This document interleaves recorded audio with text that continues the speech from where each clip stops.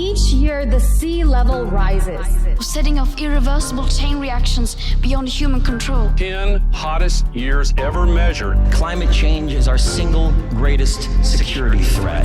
You are failing us. Governments know it. Even the United States military knows it. None of this is rhetoric, and none of it is hysteria. It is fact. House on fire.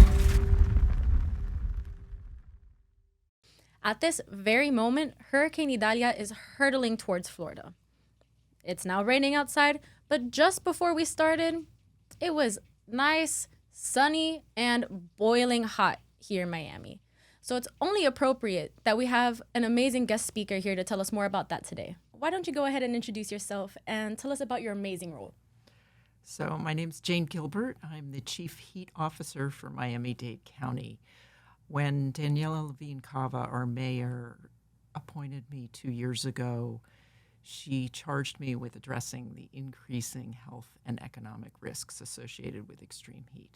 And so what do you do as Chief Heat Officer? So as Chief Heat Officer, we want to both understand the impacts, health and economic impacts, from a data perspective, as well as from people with lived experience and our different stakeholders, develop solutions, implement solutions. And it's not just the county implementing solutions. It's a collective action strategy. So listeners out there, this is also about you.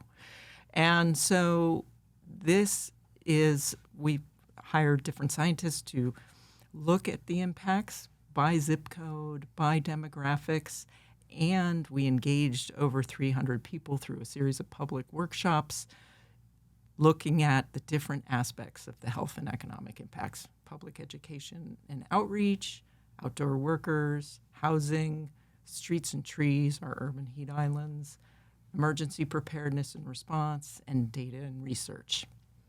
And we collected all of those recommendations and had a task force of 15 people to narrow them down to 3 goals and 19 actions in our extreme heat. And we released that action plan in December of last year and are now pedal to the metal on our implementation. Yeah, sounds like so much work has been done, and we're just really getting into the nitty-gritty of it. Miami is renowned for its extreme heat. It's even given the name to our basketball team, Miami Heat. Big fan. But this summer has been record-setting. Can you give us some context of just how historically hot it's been here recently and how that has affected your job and Miamians in general? Yeah, this summer, it has topped all others. Certainly, we've had a steady increase in temperatures since the 1970s, about 2.2 degrees average minimum temperature. But in the last 14 years, we've had an average of 6 days a year that reach a heat index of 105 or more. This summer, we've already had well over 40, including today. That's so concerning. Can you explain why exactly the heat index is a more important measurement than just our regular temperature in Miami? Yeah, that's a very important question. So the regular temperature is called the dry bulb temperature. It's just temperature. And when you add in humidity, so on an average summer day here in Miami, our humidity is over 70%. And we cool off our bodies in part through sweating, or large part through sweating, and it's through the evaporation that cools down our body. Well, if we have high humidity, it won't evaporate as much, and so our cooling mechanism just doesn't work as well. So it's very important to look at that feels like or heat index temperature when you look at the weather outside, because that's a better indication of how heat exposed you are. And that makes a lot of sense. I can't go outside for a few minutes without automatically feeling just wet everywhere and sticky. It's nasty. I know I have a few friends that live in Texas. That's not a thing. It's so dry over there. So humidity is crazy. And we have to hydrate a lot more than we think. Yeah, and it feels heavier to breathe here because of the humidity. Yeah. I understand that as a result of advocacy efforts from you and community partners, that the National Weather Service has lowered the thresholds for heat advisories and warnings. Can you explain why this is important and how it is impacting our current heat season? Yeah, absolutely. So the heat advisory and warning thresholds used to be at a heat index of 108 and 113. Wow. We have never, except for this summer, reached 113 previously. We have reached 113 this summer? A couple of times. Oh my gosh. Yeah, we've gotten to 117. So anyway, we've more than exceeded it this summer. But the National Weather Service looks at the whole region. Central Florida gets much higher temperatures, not as high humidity necessarily, but they do get much higher temperatures. And they only looked at how frequent things are because they don't want to send out an advisory or warning too often, but not at health impacts. And when we did a excess heat mortality study looking at the number of death increases on high heat days, we found that the vast majority of heat-related deaths were happening at thresholds well below our heat advisory and warning. And the National Weather Service was part of our heat advisory task force, our climate and heat health task force. And so that became one of our action items, was to address the heat advisory and warning thresholds. And so they've been a partner in this pilot. And now in Miami-Dade County this summer, we've had heat advisories at 105 or more and a heat index of 110. I mean, a heat warning when it happens at 110.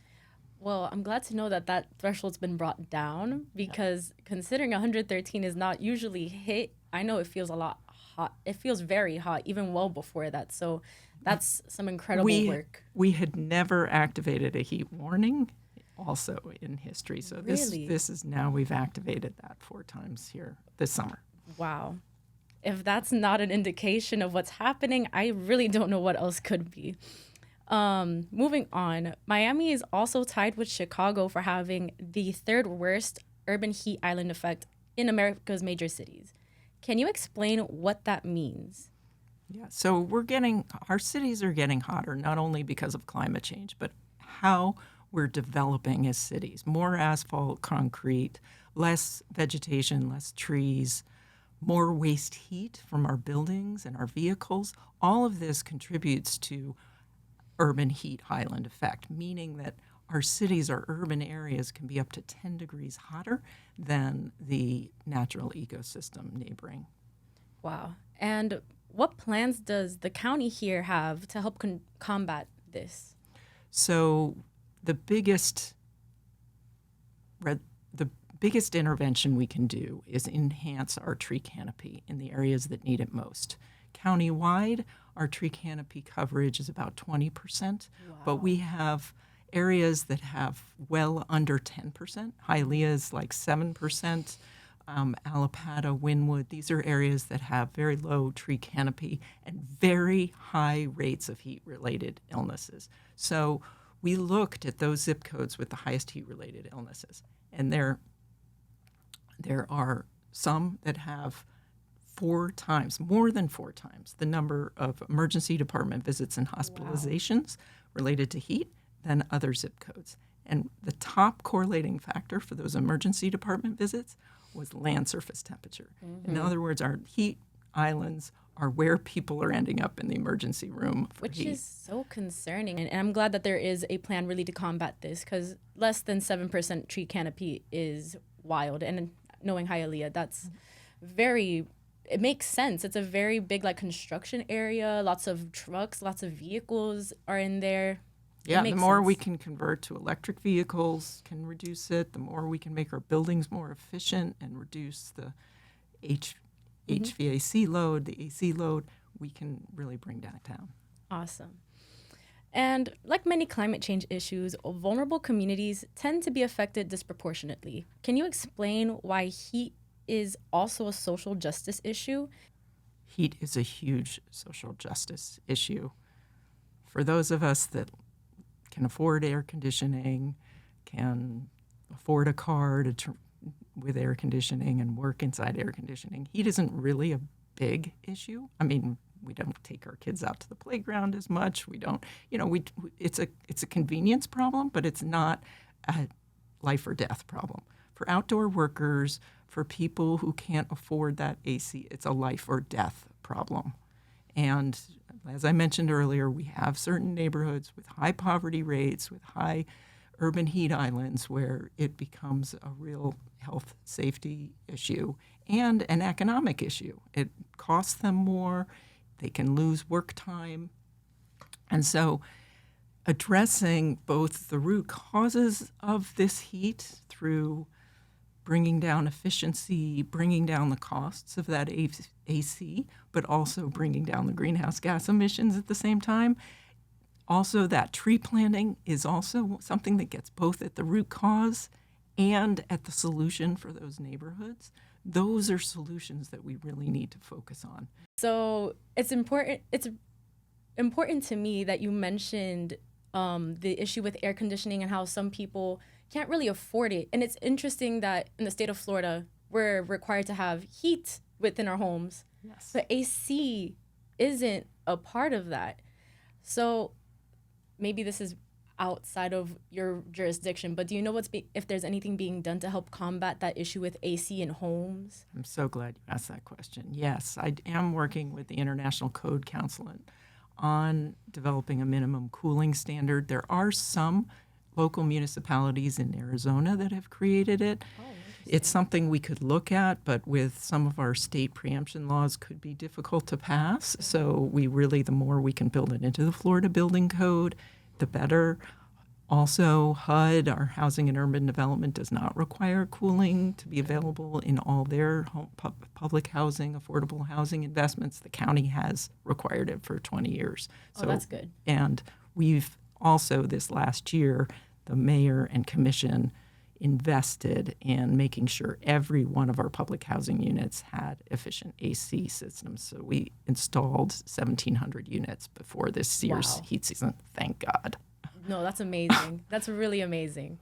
And then going back to the conversation about the tree canopy, considering the fact that a lot of our communities, lower income communities, don't really have as much tree canopy as we would like, can you elaborate a bit more on the importance of that and maybe tie it into why exactly that is a major part of heat being a social justice issue? Yeah, we need trees near people's homes to help keep their homes cool affordably. We need them on their commutes, walking to and waiting at a bus stop.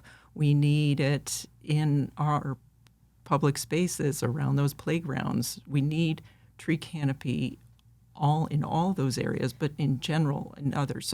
But it can be very challenging to cite because when people live with multi-generations into one house, they often have many cars and they don't have a big house, so they need that space for parking. And so it's both an education but also a creative solution making around what trees, the right place, and helping them with maintaining that tree, working with our utility companies to maintain these trees to make sure that they're safe. Trees have so many benefits. They filter our stormwater, they reduce flood risk in addition to cooling us and providing habitat and beauty and helping with our mental health, all sorts of things, cleaning the air. But they're hard to cite. They can be dangerous in terms of if with a windstorm we hit a power line. So it's very important and time-consuming and costly to plant trees in the right place and maintain them properly. And so that's a piece of what we're really looking at with this plan. And it's interesting that you mentioned like the amount of cars some people have like within their homes, because you're so right. There are so many people, especially with Miami also Florida in general going through a housing crisis with the cost of living rising every day, and it's not matching with people's income. So many people are choosing to live together, but in Miami specifically, it's very difficult to go anywhere without a car. Most people need that to commute. So that's a very valid point regarding like finding where to plant these trees, because it's important to have it in these neighborhoods. And if we're going to encourage people to use public transit, we need to make sure it's safe and comfortable. Exactly. To walk to that bus stop. To wait at the bus stop. Also, there's no shading for a lot of these places. Some of these bus stops are just open. Yeah. And same thing with with playgrounds. I really didn't realize it, but now that you mention it, so many playgrounds are just open. Yeah, or they have, And they're made of metal. or it they gets have hot. man-made canopies that do provide shade, but not the full cooling effect that a tree can offer, which is evapotranspiration that allows Correct. for even more. Okay, so tell me about your establishment of Miami-Dade County's official heat season and what your team is doing to help spread awareness about it. So Mayor Daniela Levine Cava named May 1st through October 31st as our official heat season last year for the first time, and charged me with raising public awareness on the level that we do for hurricane season. And so that was a pretty high charge, but we did partner with emergency management because there's already a system in place for a hurricane, and it does overlap a lot. So we put language in all the hurricane guides. We created posters and palm cards and distributed them to our parks and libraries, our municipal partners, our university partners. We did a social media campaign, a bus stop, bus shelter ad, and billboard campaign in those zip codes that had the highest rates of emergency department visits and hospitalizations. And this year we're adding bus wraps and posters and videos in healthcare clinics. Oh, that's We're so awesome. adding a lot of different trainings. We trained summer camp providers, our cooling site staff. We've partnered with emergency management and many community-based organizations, including Clio Institute, on advertising for the heat health enhancement trainings for community volunteers. And that's really important because your neighbor is often your best first responder to make sure to check on our vulnerable populations, make sure that they're safe, especially if God forbid, there was a widespread power outage during a high heat time. So you mentioned that you worked with the emergency department specifically because they already do stuff with the hurricanes. And for the listeners that may not be aware, what is really the connection between heat and the gravity of the hurricanes that we're going to be seeing moving forward? If you can explain a little bit of that. Sure. So for anyone that was around in 2017 with Hurricane Irma, would remember that we had a widespread power outage and we lost 12 people in a nursing home in Broward County because of heat stroke. They were not cared for appropriately. And since then, we have a state law requiring all assisted living and nursing homes have a generator with enough fuel and capacity to keep a community room cool, keep people cool, charge their phone, keep their medicines cool. We need a lot more sites throughout the county for that because as we have stronger hurricanes, we're going to get more potential power outages, and they're hotter summers, and so that is going to create more risks. If we had a power outage with multiple days of a heat index over 105 or God forbid over 110, I don't think our medical facilities could handle the need. No, not at all. And just with the intensifying heat, we get the intensified hurricanes. It's a very real issue that will be highlighted in the years to come. God forbid, hopefully not, but like it's seeming like it's going to be a very big issue moving forward. So your position as Chief Heat Officer, the first in the world, super awesome.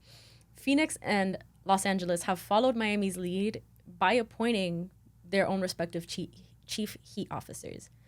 But my research shows that there's less than 10 people with your position worldwide. Why do you think so many other cities have not yet moved forward with a position like yours? Well, in 2 years, having 8 people with a job that never existed before isn't too bad. But I will say many cities are addressing heat in their own ways. So it's either through their Office of Resilience or Sustainability, it may be through their emergency management department, it may be through both their planning and emergency management department, planning on the urban heat island, emergency Combat. on response. So, not every, we're a county. we've got a larger budget than a lot of places. So we have more of a resource, and I work within our Office of Resilience to make sure my strategies are integrated with our sea level rise strategy, our climate action strategy, so that we're coming up with triple win solutions. Sounds awesome. And it seems that all of the world's chief heat officers thus far are women, which is appropriate. Could you explain how climate change disproportionately impacts women globally? So there are 7 chief heat officers that are women. There is one male, Phoenix. I cannot believe that slipped my And he's mind. awesome. He's awesome. But women, it's very important for pregnant women to know that they are not only, we've known for a long time they've been more sensitive to heat, but it's only through recent research that we've found that exposure to extreme heat can lead to negative birth outcomes and preterm births. So it's very important for pregnant women to protect themselves. Women in the developing world are the people who walk to gather water, to gather firewood or whatever fuel source they use to grow their food and prepare their food. They tend to be more exposed. The chief heat officer in Freetown, Sierra Leone, implemented one solution where she created a canopy for an open market where it was mostly women who sold at this open market, but they invested in creating a shade canopy so that those women wouldn't be as exposed. Oh, that's super awesome. In India, the Arched Rock Resilience Center, with whom we partner and really with whom I can attribute having been named a chief heat officer in addition to our mayor, they worked with an organization called SIWA in India that provided an insurance policy where if the heat index reached a certain level, the women didn't have to work that day. They would just get paid what their typical income would have been so that they could avoid having to make that choice between working under very unhealthy, dangerous conditions or getting an income. They wouldn't have to make that difficult choice. That's so interesting. Going back to our home here, the Miami-Dade area is expected to have the highest increase of dangerously high heat of any county in the U.S. by the year 2053. What are some of the more innovative and maybe even futuristic ways that you've heard for addressing heat that we might be able to deploy moving forward? So there's all sorts of innovation that's happening in clothing and personal protective equipment for workers. Workers are our most vulnerable because they're the most exposed. Agricultural workers can be up to 35 times more at risk. And so there's great innovation in that. There's great innovation in wearables with sensors, with notifying people of what they need to do, whether it's to hydrate and take a break or get in shade, take a break, just to notify people. Those are some exciting fields that people are advancing. Simple solutions, but are sometimes the best, but they can be the hardest. That tree canopy where we need it the most, those energy efficiency and HVAC retrofits for low-income housing. Mm-hmm. We have the technology. We need the political will. Absolutely. And as saddening as it is, sometimes it seems like there is a lack of political will in so many places, high and low. What is an element of your position as chief heat officer, or perhaps a moment you've had within your position that might come as a surprise to people?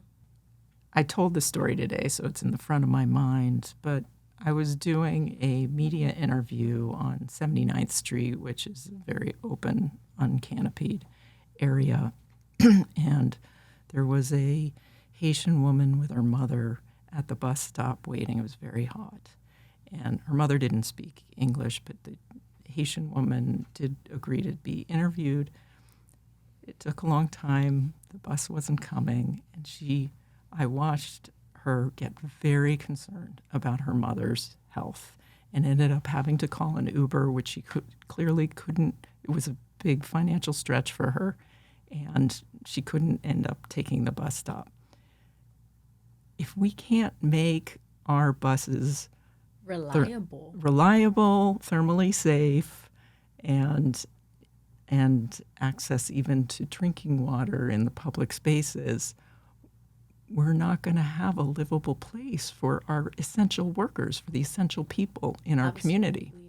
Yeah, and that just goes back to to multiple of our conversations that we just had, how heat is a social justice issue, how it impacts so many different aspects of life. Miami-Dade County being just generally a commutable area. You need a car most times because public transit is difficult to get to. Public transit isn't the most reliable at times, whether that be the bus, whether that be the train. There's usually some sort of delay. And people are left struggling without the help that they would need to just feel safe outside, especially now. You know, I want to speak to we have a overarching strategy here in Miami-Dade County called the Resilient 305 strategy. Mm-hmm. And the first action in that highlights the importance of our SMART plan, which is our transit plan. Mm-hmm. And truly, this is where if we can address some of the root causes of climate change, we can actually build a better community. Absolutely. And build a better quality of life. This is by investing in that SMART plan, making transit accessible, reliable, and develop more density, mixed use, affordable, mixed use density around that. We can create a much more affordable, higher quality of life for people in Miami-Dade County. That's so exciting. And I'm glad that's part of the plans already set in place. Can you describe a moment you've experienced as Chief Heat Officer where you felt genuine hope, like the work that you've been doing, the work that you've been tasked to do is paying off? Well, certainly those 1,700 AC units public housing before this summer really gave me helpful. It gave me relief to know that those people would be safe this summer.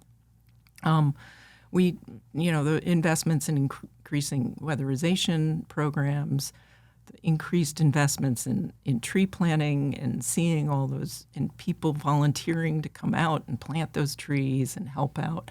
Those are things that definitely give me more juice to get back at it the next day.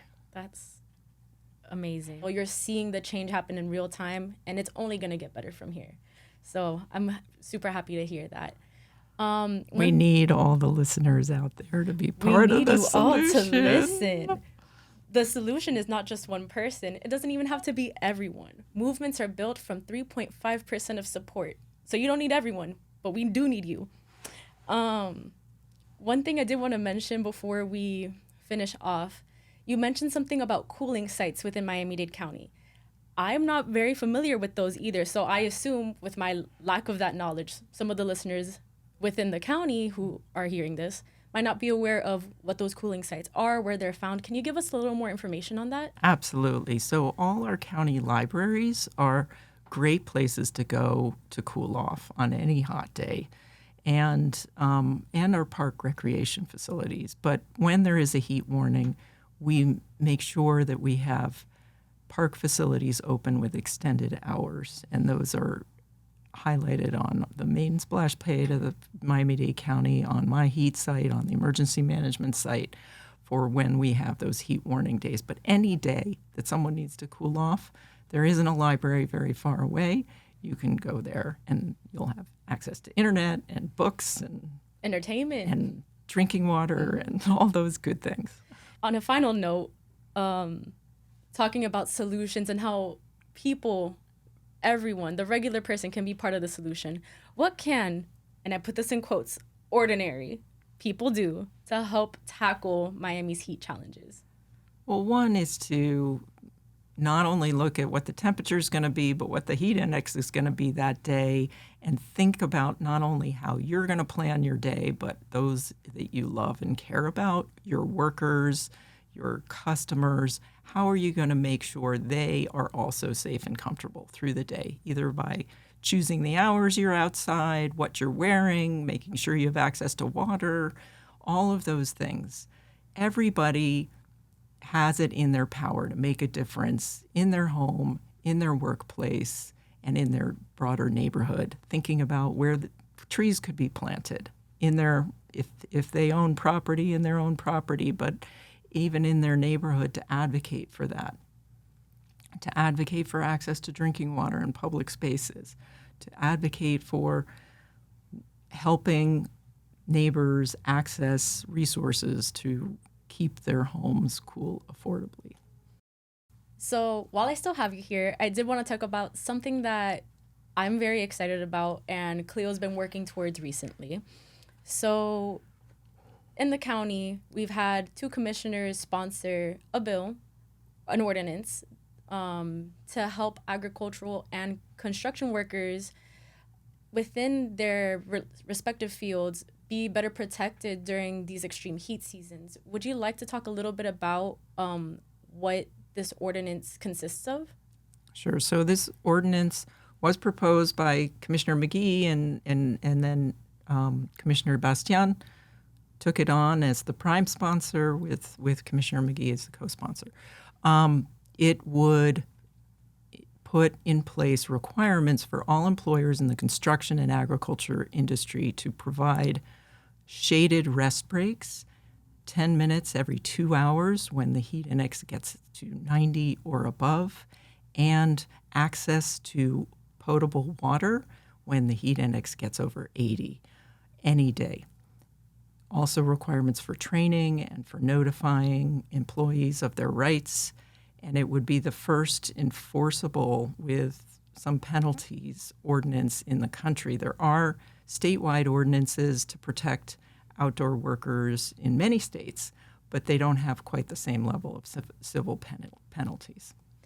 That's super awesome. This is such important work, and I'm so happy that your position and that the commissioners within the county also view your position as important and your work as integral into protecting the people in the county.